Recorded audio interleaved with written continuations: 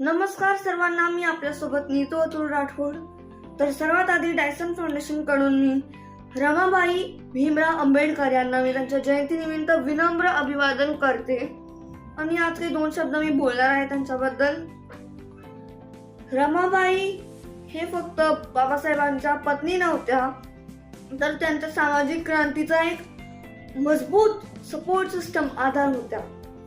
Example, धैर्य, संघर्ष आणि समर्पण ह्यांचं ते स्वतः एक उदाहरण होत्या. परंतु फक्त रमाबाई हीच नाही, तर सावित्रीबाई फुले, अहिल्याबाई होळकर, फातिमा शेख, झाशीची राणी हे सगळे सुद्धा एक उदाहरण आहेत. हे जे आणि अजून खूप असे बहुजन महिला व्यक्तिमत्व आहेत ज्यांनी आपल्या देशासाठी खूप काही कार्य केले चांगले. परंतु आजकाल ह्या महिलांना इतिहासामध्ये एवढं दाखवलं नाही जात. पण पुरुष प्रधान ह्यांचा आजकाल इतिहासात खूप नाव चर्चा वगैरे असतात. तर बाबासाहेब आंबेडकर हे पहिलं उदाहरण आहेत. सावित्रीबाई फुले आणि Fatima Sheikh, they are the main. कारण की त्यांच्यामुळेच आज स्त्रिया कोणी IPS बनत आहेत, कोणी IAS बनत आहेत, कोणी एअरफोर्स ऑफिसर बनत आहेत, कोणी आकाशाच्या उंच भरारी घेत आहेत. एक्झाम्पल, सुनीता विलियम्स, कल्पना चावला ह्यांनी वर्ल्ड रेकॉर्ड तोडला आहे.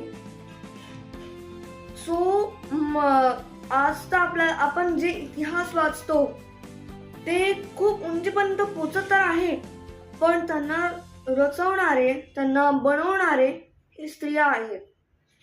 आज जे स्त्रियांमध्ये हक्क मिळतोय, फक्त ते बाबासाहेब आंबेडकर, सावित्रीबाई फुले आणि रमाबाई आंबेडकर यांच्यामुळे भेटतो आहे. स्त्रियांना तर घरातून पाऊल बाहेर नाही ठेवू शकायचे. त्यांना फक्त 4 दिवारांमध्ये भांडी घासत बसणं लागायचं, कपडे धुवायला लागायचं, झाडू पोछा करण्याचं फक्त तेवढंच काम होतं त्यांना. पण आजकालचे पिढी बघा, आज स्त्री मुली सगळे शिक्षण करत आहेत, मोठ्या मोठ्या पदांवर पोहोचत आहेत. तर आजच्या या पिढीला फक्त एवढी गरज आहे की ह्या स्त्रियांच्या, बहुजन स्त्रिय व्यक्तिमत्व यांच्या जे कार्य आहे, कर्तव्य आहेत, त्यांचं आपलं हे कर्तव्य आहे की आपण त्यांच्या जे आहेत कार्याला आपण आपल्या डे टू डे लाईफ मध्ये यूज केलाच पाहिजे.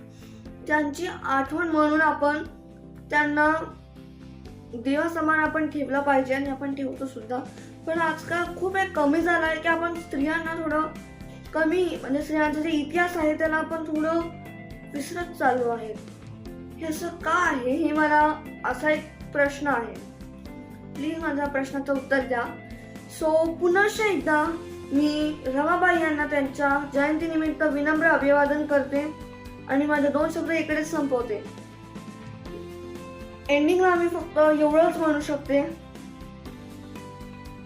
शिक्षण घ्या, संघटित व्हा आणि संघर्ष करा. धन्यवाद. जय हिंद, जय भीम, जय महाराष्ट्र.